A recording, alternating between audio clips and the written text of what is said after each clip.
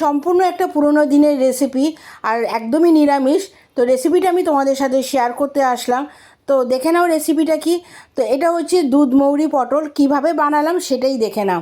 তো দেখতে পাচ্ছ পটলগুলোকে ভালো মতন ছুলে নিয়ে মাঝখান থেকে কেটে দুটুকরো করে নিয়েছি, ঠিক লম্বালম্বিভাবে। আলুগুলোকেও কিন্তু সেইভাবেই কেটে নিয়েছি। এবার আলু আর পটলকে একটু নুন হলুদ মাখিয়ে মিনিট পাঁচেকের মতন রেখে এবার কড়াইতে তেল দিয়ে আলু আর পটলটাকে একসাথে ভেজে তুলে নেবো। আর এদিকে দেখো একটা মশলা প্রথমে তৈরি করেছি, সেটা হচ্ছে আদা জিরে আর কাঁচা লঙ্কা।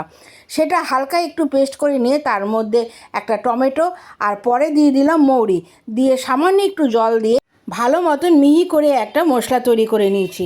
এরপরে দেখো ওই কড়াইতে আরেকটু তেল দিয়ে দিয়েছি, তার মধ্যে দুটো তেজপাতা আর দু চারটে এলাচ ফোড়ন দিয়ে যে মশলাটা আমি বেটে রেখেছিলাম সেটা কিন্তু দিয়ে দিলাম। আর তার মধ্যে দিয়ে দিলাম সামান্য হলুদ আর পরিমাণ মতো নুন, আর দিয়ে দিয়েছিলাম আন্দাজ মতন একটু মিষ্টি আর একটু রেড চিলি পাউডার। আর এ কটা মশলা দিয়ে কিন্তু এই রেসিপিটা আমি তৈরি করে ফেলবো। খুব একটা উপকরণ কিন্তু এটা লাগে না তৈরি করতে। এবার যখন মোটামুটি এটা কষানো হয়ে যাবে তখন আমি ভেজে রাখা আলু আর পটলটা এর মধ্যেই দিয়ে দেবো। তো রেসিপিটা কিন্তু হতে হতে তোমরা অবশ্যই আমাকে কমেন্টস করে জানাও যে রেসিপিটা কে কোথা থেকে দেখছো। ফেসবুক থেকে দেখে থাকলে কিন্তু অবশ্যই ফলো করে দিও, আর ইউটিউব থেকে যদি দেখে থাকো তাহলে কিন্তু আমার চ্যানেলটা সাবস্ক্রাইব করে দিয়ে বেল বাটনটা টিপে দিও, যাতে এরকম নিত্য নতুন রেসিপি যখনই আমি শেয়ার করব তার নোটিফিকেশান সবার আগে তোমাদের কাছে পৌঁছে যায়। ও তোমাদের সাথে কথা বলতে বলতে কিন্তু আমার পটল আলু আর মশলাটাকে ভালো মতন কষানো হয়ে গেছে। এরপরে কিন্তু আমি এর মধ্যে পরিমাণ মতো দুধ দিয়ে দেবো।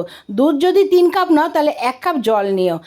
আমি কিন্তু এখানে মোটামুটি 2 কাপ দুধ আর 1 কাপের থেকে সামান্য একটু কম জল আমি এর মধ্যে অ্যাড করেছি। এরপরে যখন ঝোলটা একটু ফুটে আসবে নামানোর আগে দিয়ে দিয়েছিলাম সামান্য একটু গরম মশলার গুঁড়ো আর 1 চামচের মতন ঘি।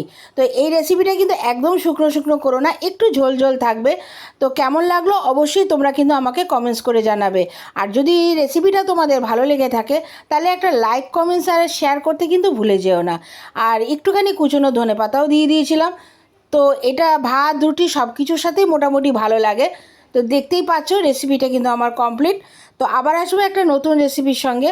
তাহলে নিরামিষ দিনে কিন্তু রেসিপিটা বানিয়েই ফেলো। তাহলে এখনের জন্য টাটা।